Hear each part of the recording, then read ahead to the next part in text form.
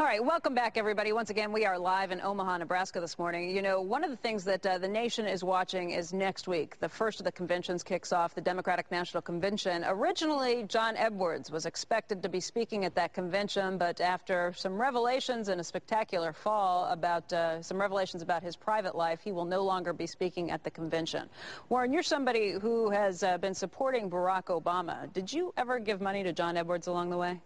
No, I didn't. I didn't give money to John Edwards, and in fact, I think if I'd given money to him, I'd probably be asking for it back now. It's an interesting situation because John Edwards essentially was soliciting money from people to further his ambitions for the presidency, and you know, people send in $50, $100, $200, and I would say that they sent it in while they were being misled by the person who was soliciting the money from them, and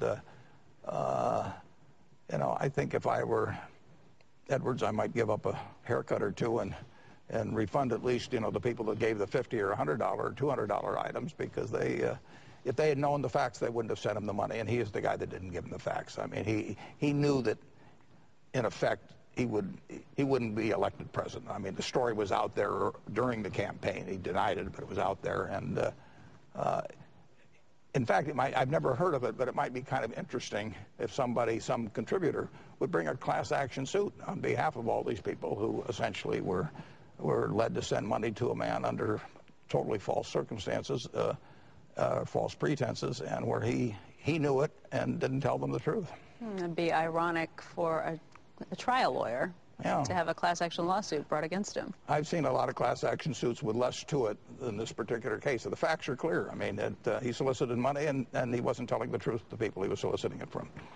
How have you had any discussions? I mean, obviously, you talk to a lot of people who are high-ranked in the Democratic Party. Is that something that's been thrown around out there? Or did you cook this up yourself? I don't think I've heard of that. I don't talk to a lot of class action lawyers, but I really think I think those people were defrauded. They sent money with the person who was soliciting the money from them, misinforming them. Even when the National Enquirer came out with it during his campaign, he kept soliciting money and saying it isn't true.